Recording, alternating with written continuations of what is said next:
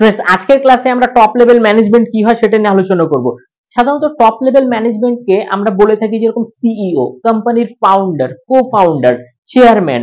যেরকম হয়ে গেল কোম্পানির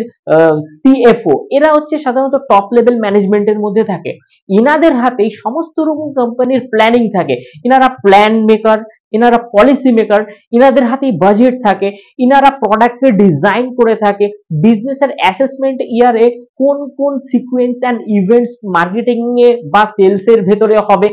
কোন প্রোডাক্টগুলোকে রাইট অফ করা হবে, কোন প্রজেক্টের উপরে বেশি জোর দেওয়া হবে, কিভাবে বাজেট তৈরি করে সেই প্রোডাক্টগুলোকে তৈরি করা হবে, র মেটেরিয়াল পারচেজ করে, এবং তারপরে সেটা ক্লায়েন্টকে বিক্রি করা হবে। এই যাবতীয় যে প্রোডাক্টগুলো, যেরকম কোন কোন ফেস্টিভ্যালের মধ্যে কোন কোন আকর্ষণীয় অফার এনে সেই প্রোডাক্টগুলোকে মার্কেটে বেচার জন্য নিয়ে যাবে, এই যাবতীয় যে প্ল্যানগুলো এবং কিভাবে এক্সিকিউট করতে হবে সেগুলোকে, এই সমস্ত রকম যে যে ডিজাইন হয়, এরা হচ্ছে টপ লেভেল ম্যানেজমেন্টের মধ্যেই থাকে,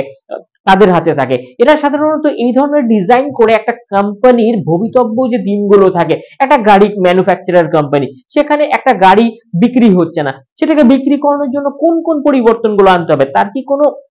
ডিজাইনে পরিবর্তন করতে হবে, নাকি কালারে, নাকি আরো বেশি স্মুথ, আরো বেশি ইঞ্জিনটাকে পাওয়ারফুল করতে হবে, এই যাবতীয় জিনিসগুলো একটা টপ লেভেল ম্যানেজমেন্টের ভেতরে যারা যারা থাকে তারা কিন্তু এই ধরনের যে ডিসিশনস গুলো নিয়ে থাকে, এবং পরবর্তীতে সেগুলোকে কিভাবে এক্সিকিউট করতে হবে সেটার জন্য সেই সমস্ত রকম যে